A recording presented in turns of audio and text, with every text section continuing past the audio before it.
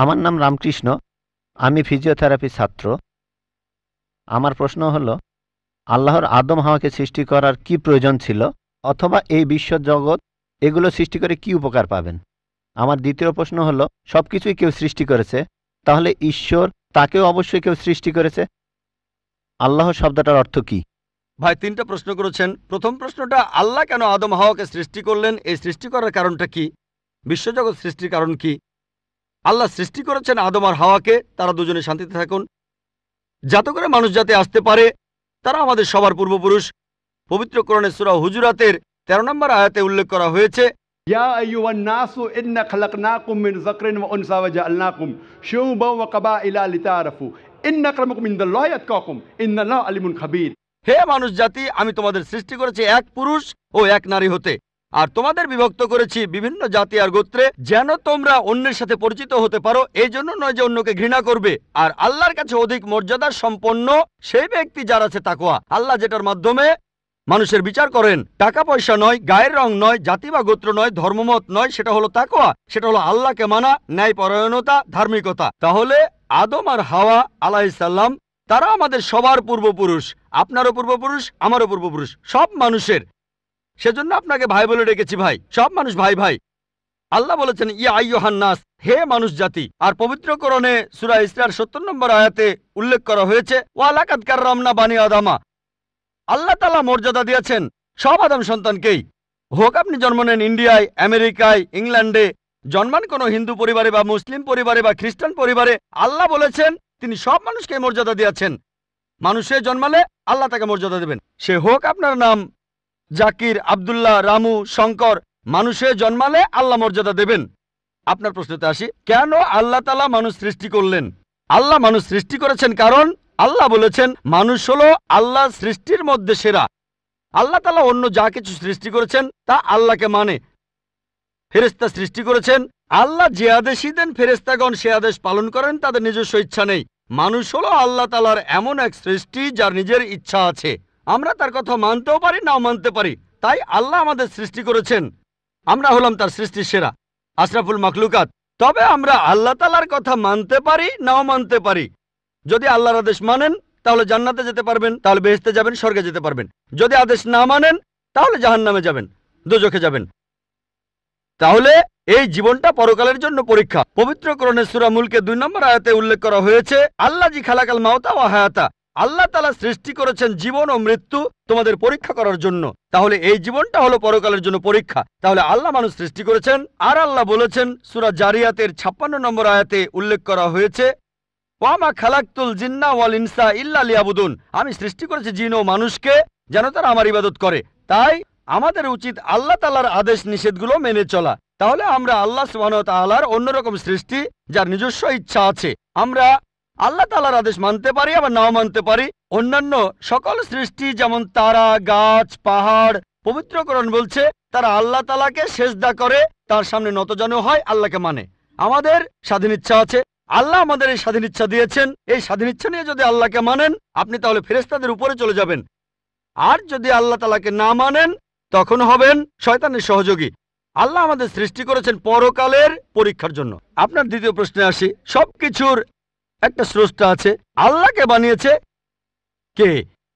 যদি কেউ বলে সবকিছুরই একটা স্রষ্টা আছে, কথাটা ঠিক নয়। সব সৃষ্ট জিনিসের স্রষ্টা আছে। আল্লাহ তাআলার সংজ্ঞা হচ্ছে তাকে কেউ সৃষ্টি করেনি। যখনই বলবেন কে আল্লাহকে বানিয়েছে, সে আল্লাহ নয়।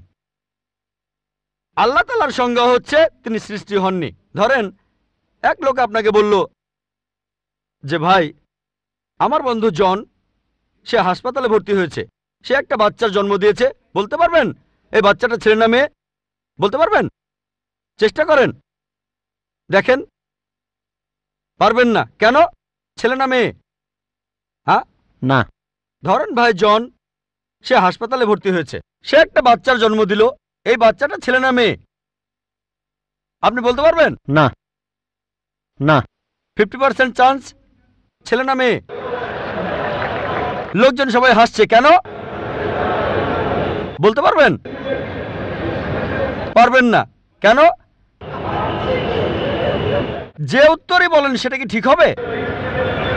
চেষ্টা করে দেখেন, যে বাচ্চাটা জন্মালো সে কি ছেলে না মেয়ে? চেষ্টা করেন। মেয়ে। মেয়ে।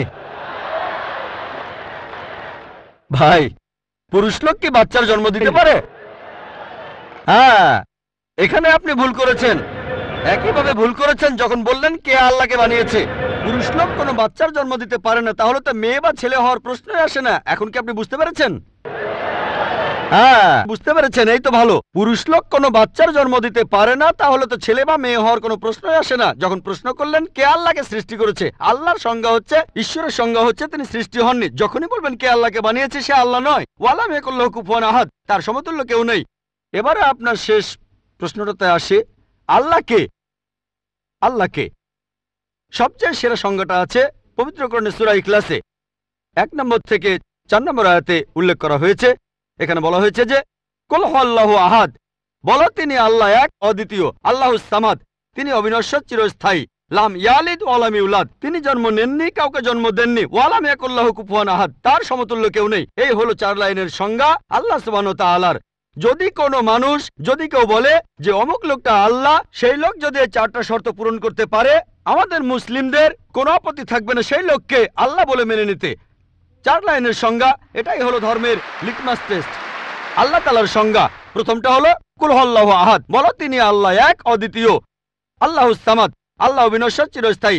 লাম ইয়ালিদ ওয়া লাম ইউলাদ, তিনি জন্ম নেননি, কাউকে জন্ম দেননি। ওয়া লাম ইয়াকুল্লাহু কুফুয়ান আহাদ, তার সমতুল্য কেউ নেই। যদি হিন্দু ধর্মগ্রন্থগুলো পড়েন, সেখানেও একই রকম কথা বলা হয়েছে, কুল হুয়াল্লাহু আহাদ।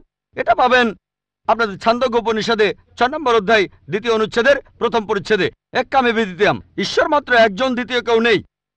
দ্বিতীয় টেস্ট আল্লাহুস সামাদ, আল্লাহ বিনশ্বর, চিরস্থায়ী।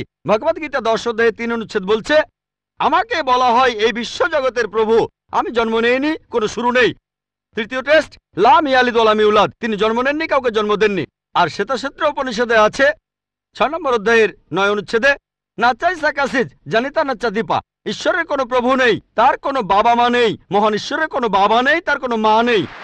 তারপর ওয়া লাম ইয়াকুল্লাহু কুফুয়ান আহাদ, তার সমতুল্য কেউ নেই। আর শ্বেতাক্ষেত্র উপনিষদে বলা হয়েছে 4 নম্বর অধ্যায়ের 19 অনুচ্ছেদে আছে।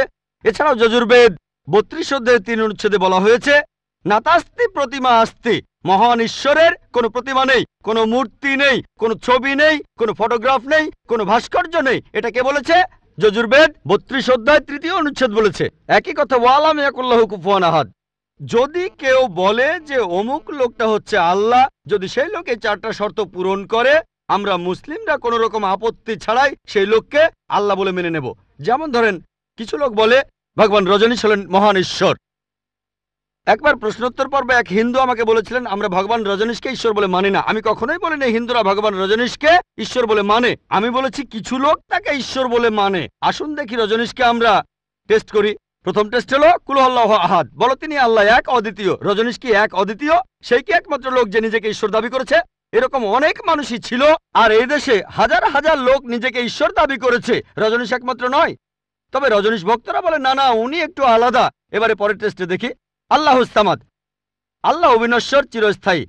রজনীশ কি অবিনশ্বর, চিরস্থায়ী? আমরা তার জীবনী থেকে জানি, তার আত্মজীবনী থেকে। রজনীশ ভুগছিলেন অ্যাজমা, ডায়াবেটিস আর পিঠের ব্যথায়। চিন্তা করেন, মহান ঈশ্বরের হয়েছে অ্যাজমা, ডায়াবেটিস, পিঠের ব্যথা। তৃতীয় টেস্ট লাম ইয়ালিদ ওয়া লাম ইউলাদ, তিনি জন্ম নেননি, কাউকে জন্ম দেননি। ভগবান রজনীশ জন্মেছিলেন মধ্যপ্রদেশে, তার বাবা মাও ছিলেন। 1981 সালে তিনি আমেরিকায় গেলেন, ইউএসএ। তখন হাজারো আমেরিকান তার ভক্ত হয়ে গেল। তারপর আমেরিকার অরেগন প্রদেশে তিনি বানালেন একটা সেন্টার, আর তার নাম দিলেন রজনীশপুরম, তার গ্রাম। পরবর্তীতে আমেরিকান সরকার তাকে অ্যারেস্ট করে কারাবন্দী করে রাখলো। রজনীশ বলতো যে আমেরিকান সরকার তাকে স্লো পয়জনিং করেছে। চিন্তা করেন, মহান ঈশ্বরকে স্লো পয়জনিং করা হয়েছে। 1985 সালে আমেরিকান সরকার তাকে বের করে দিলে সে ইন্ডিয়ায় চলে আসে। তারপর এখানে পুনায় সে আরেকটা সেন্টার খুললো, আর তার নাম দেওয়া হলো ওশো কমিউন। যদি রজনীশের সমাধির কাছে কখনো যান, তার সমাধির উপরে লেখা আছে ভগবান রজনীশ ওশো। কখনো জন্মাননি, কখনো মরেননি, তবে পৃথিবীতে ভ্রমণ করেছেন 1931 সালের 11 ডিসেম্বর থেকে 1990 সালের 31শে জানুয়ারি পর্যন্ত। কখনো জন্মাননি, কখনো মরেননি, তবে পৃথিবীতে ভ্রমণ করেছেন 1931 সালের 11 ডিসেম্বর থেকে 1990 সালের 31শে জানুয়ারি পর্যন্ত। তার সমাধিতে এটা লিখতে ভুলে গেছে যে পৃথিবীর 21টা দেশ তাকে ভিসা দেয়নি। মহান ঈশ্বর আসলেন এই পৃথিবীতে, পৃথিবী ঘোরার জন্য, বিভিন্ন দেশে যাওয়ার জন্য তার নাকি ভিসাও লাগে।